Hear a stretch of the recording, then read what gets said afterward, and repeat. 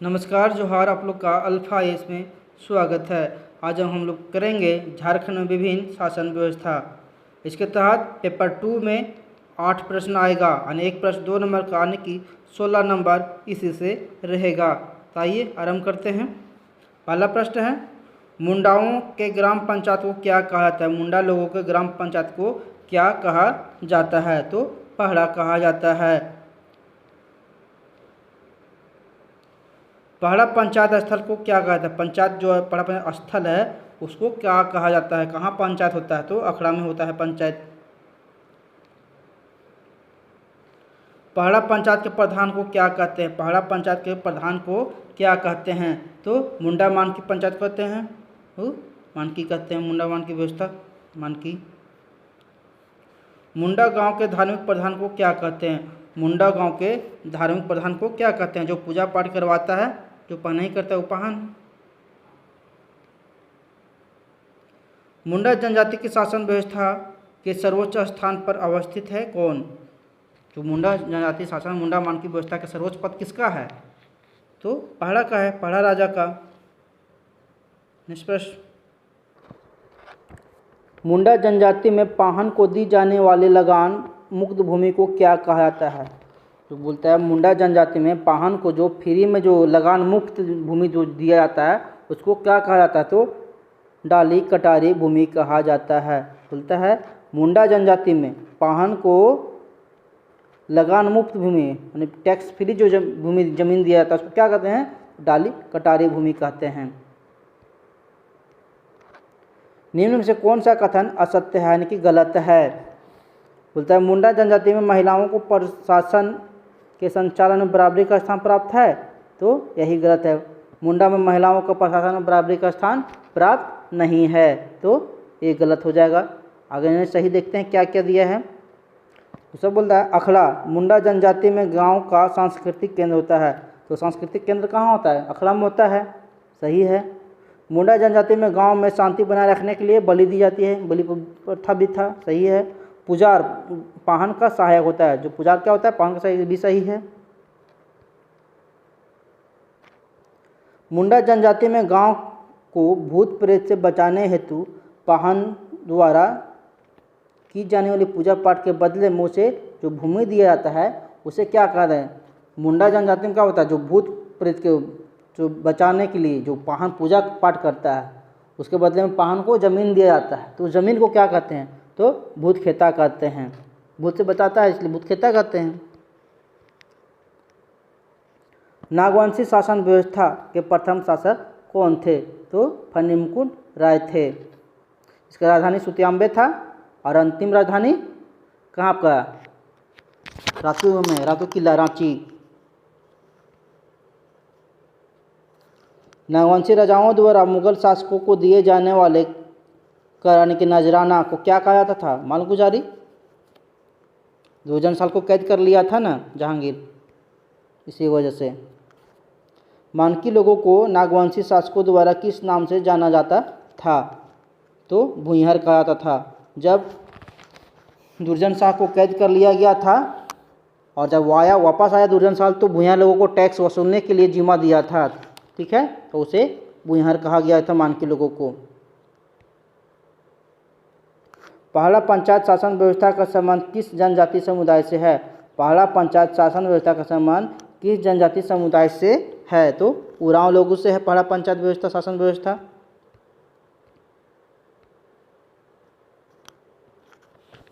Next है, उरांव जनजाति में ग्राम प्रधान को क्या कहता है? उरांव जनजाति में ग्राम प्रधान को क्या कहा जाता है? तो इसमें महतो कहा जाता है। उरांव जनजाति में महतो का सहयोगी क्या कहलाता है? महतो का सहयोगी कौन होता है? तो मांझी होता है उरांव जनजाति में। पहला पंचायत शासन व्यवस्था में 2 या अधिक गांवों के बीच के विवादों का समाधान कौन करता है? पहला पंचायत शासन व्यवस्था में जब 2 गांवों से या अधिक गांव में लड़ाई झगड़ा होता है, तो वो कौन सा सबसे हेड कौन होता है? तो पहला राजा होता है, तो पहला राजा ही करेगा। पहला पंचायत शासन व्यवस्था में जिस मामले का निपटारा ग्राम स्तर पर नहीं होता, उसे हस्तांतरित कहाँ कर जाता है? यानी कि कौन होता है ग्राम स्तर का, तो मांझी होता है। महतो होता है, महतो से जो चीज़ नहीं संभलता है वो कहाँ भेजता है, पहरा दीवान के पास भेजता है। पहरा दीवान से भी नहीं संभलता है तो पहरा राजा के पास भेज देता है। होता है पहरा पंचायत शासन व्यवस्था में जिस मामले का निपटारा ग्राम स्तर पर, ग्राम स्तर का कौन हो गया, ग्राम स्तर पर तो महत्व होता है। उससे जो नहीं संभलता है उसको कहाँ करता है, पहरा दीवान के पास भेज देता है। पहरा पंचायत शासन व्यवस्था में निम्न में से कौन सर्वोच्च न्यायालय की तरह कार्य करता है, तो इसमें पहरा जो दीवान होता है वो सर्वोच्च न्यायालय की तरह काम करता है। पहरा पंचायत शासन व्यवस्था में गांव के धार्मिक कार्यों का संपादन कौन करता है, बोलता है पहरा पंचायत शासन व्यवस्था में गांव के धार्मिक कार्यों का संपादन कौन करता है, तो संपादन कौन करता है, तो पाहन द्वारा करता है। पाहन ही करेगा ना, इसका पहरा पंचायत में पाहन ही होता है धार्मिक कार्यों का प्रधान। पहरा पंचायत शासन व्यवस्था में पाहन को दी जाने वाली भूमि को क्या कहता है, पहरा पंचायत शासन व्यवस्था में पाहन को दी जाने वाली भूमि को क्या कहा जाता है, पाहन पहना ही करता है इसलिए पहना ही भूमि। मांझी परगना शासन व्यवस्था में ग्राम पंचायत का प्रधान क्या कहलाता है, मांझी परगना शासन व्यवस्था में ग्राम पंचायत का प्रधान क्या कहलाता है, तो मांझी परगना शासन व्यवस्था में ग्राम प्रधान कौन होता है, मांझी होता है।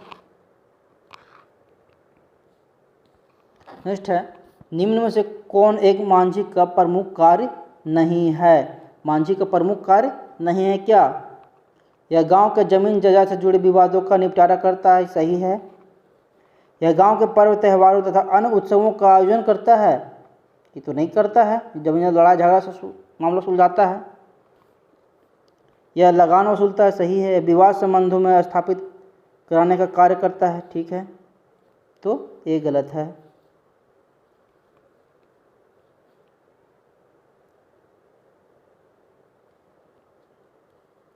मांझी के कार्यों के सफल संचालन में कौन उसे सहयोग प्रदान करता है, मांझी के कार्यों में सफल संचालन में सहयोग कौन करता है, तो गुड़ेत करता है।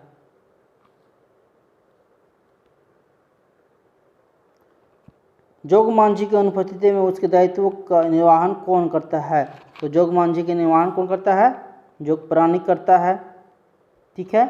अब प्राणी क्या करता है, प्राणी किसका होता है, बात कीजिए थोड़ा सा आप लोग।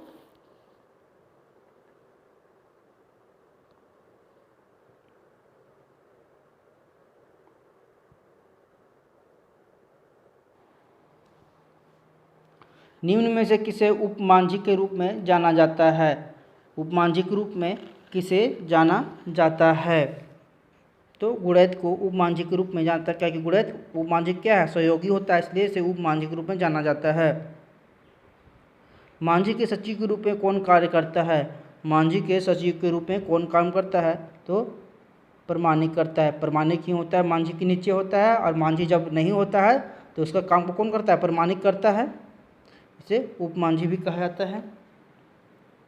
नेक्स्ट है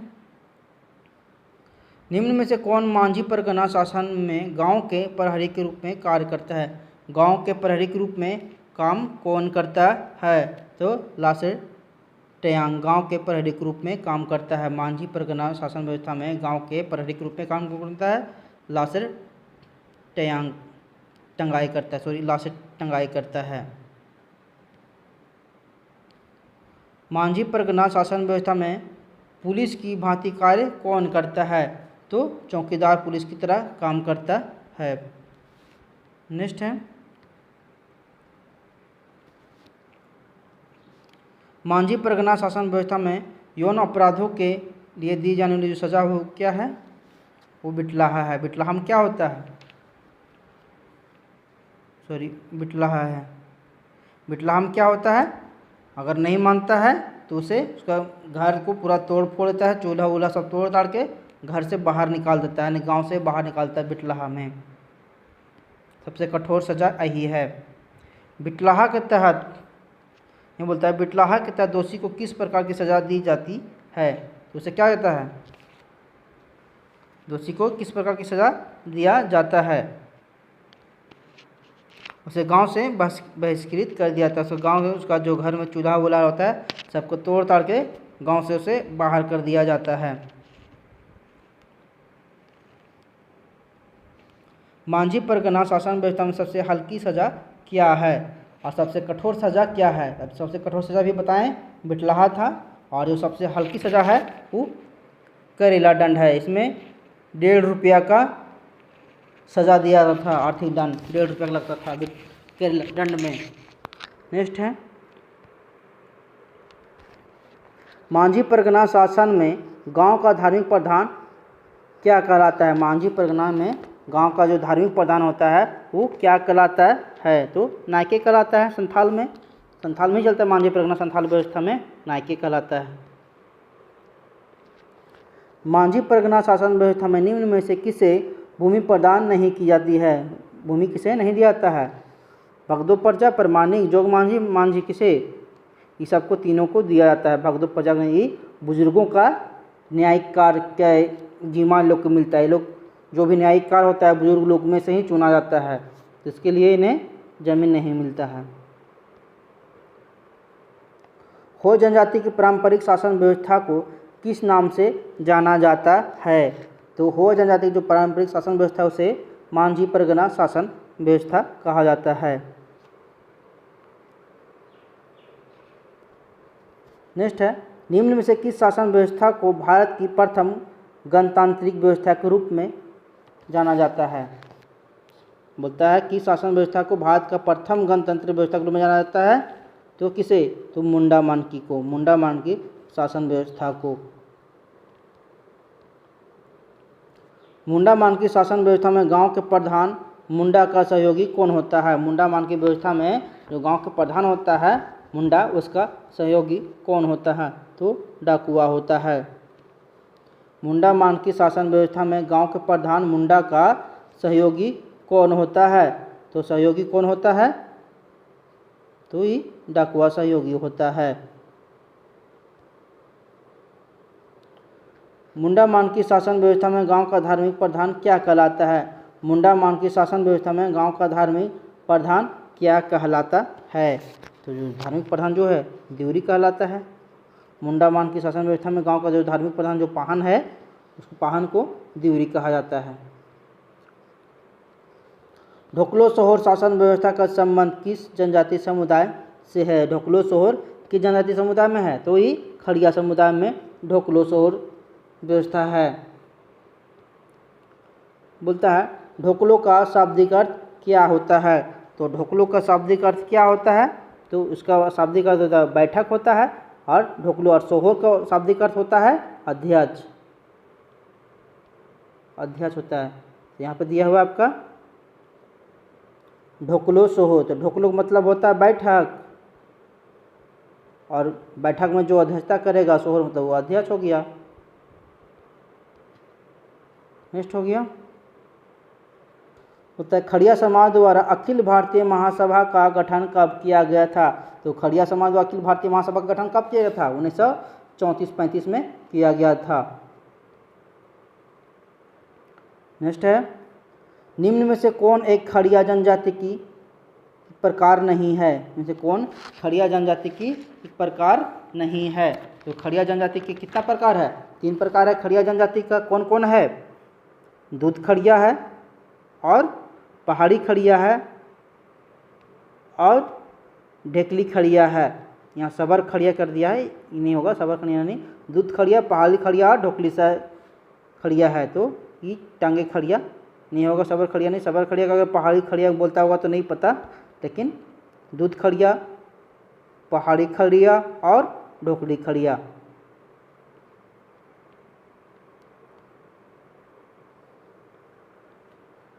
निम्न में से किस जनजाति की संगठित शासन व्यवस्था नहीं है? किस जनजाति संगठित शासन व्यवस्था नहीं है? किसका नहीं है? ये जो है लोहार का नहीं है।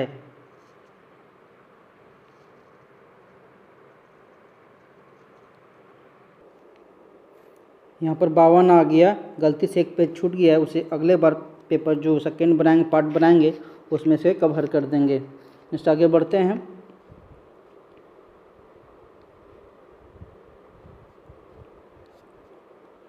भूमिज जनजाति की शासन व्यवस्था के संबंध में निम्न में से कौन सा कथन सही नहीं है? तो कौन सा कथन सही नहीं है? बोलते इसकी शासन व्यवस्था पंचायत के मुखिया का पद वंशानुगत होता है, सही है। भूमिज जनजाति में वंशानुगत पद है मुखिया का।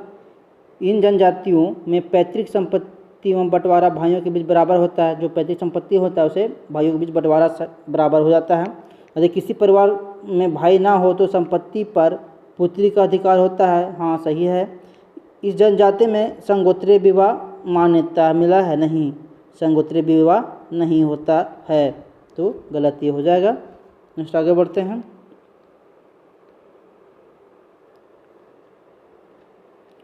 करमाली जनजाति की जातीय पंचायत का प्रधान क्या कहलाता है?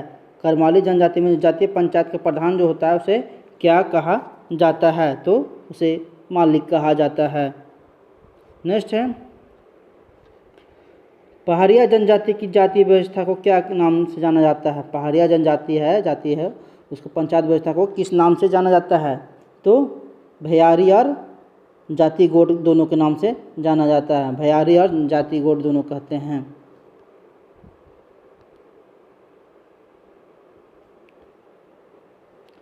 कोरवा जनजाति में भात पितर प्रथा, भात पितर मतलब क्या होता है? प्रथा क्या होता है? इसे समाज से जिसे निष्कासित कर दिया जाता है, अगर वो समाज से बाहर कहीं खाने पीने के लिए चल जाता है उसे समाज से बाहर कर दिया जाता है। अब बोलता है समाज में तब लाएंगे बाहर जब तुम लोग को खाना खिलाओगे, तब तो वही समाज में फिर खाना वाना खिलाता है, तब फिर उसे समाज में शामिल कर लिया जाता है।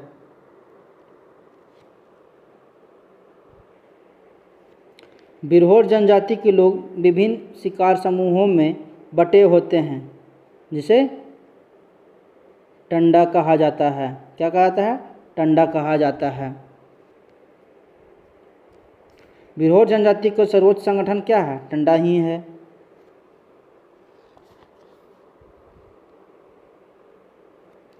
किस जनजाति में गांव के प्रधान को गोटिया कहा जाता था? वर्तमान समय में यह पद विद्यमान नहीं है। बोलता है किस जनजाति में गांव के प्रधान को गोटिया कहा जाता था, लेकिन वर्तमान में यह गोटिया पद विद्यमान नहीं है, तो इसे खोंड को कहा था, खोंड में।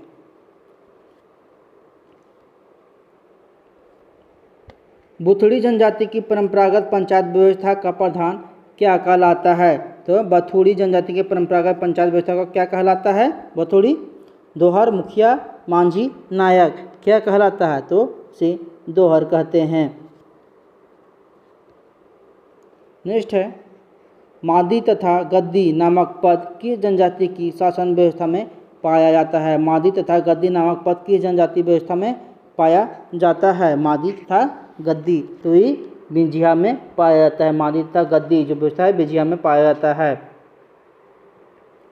बेदिया जनजाति में कई गांवों को आपस में मिलाकर अंतरग्रामीण पंचायत का गठन किया जाता है। इसके लिए मुखिया को किस नाम से जाना जाता है? यानी कि बेदिया जनजाति में गांवों को, कई गांवों को, 4-5 गांवों के जो भी गांवों को मिला के एक पंचायत बनाता था, तो उसका जो पंचायत बनता है उसका जो मुखिया चुना जाता है, उसको मुखिया क्या नाम बोलते हैं? तो उसको मुखिया को सरकार कहा जाता है। नेक्स्ट है, खरवार जनजाति में विभिन्न गांवों को मिलाकर अंतरग्रामीण पंचायत का निर्माण किया जाता है। इस संबंध में निम्न में से कौन सा कथन असत्य है? 4 गांवों की पंचायत को चट्टी कहा जाता है, सही है। 5 गांवों की पंचायत को पचेरा कहा जाता है। 4 गांव को चट्टी, 5 गांवों को पचेरा कहा जाता है, और 6 गांवों की पंचायत को छठोरा कहा जाता है। असत्य है, ही असत्य है, ठीक है। और 7 गांवों की पंचायत को सतोरा कहा जाता है, ठीक है। आगे बढ़ते हैं। अगर आप लोग को मेरा वीडियो अच्छा लगा हो तो इसे लाइक, शेयर, सब्सक्राइब और कमेंट जरूर करें। जय झारखंड।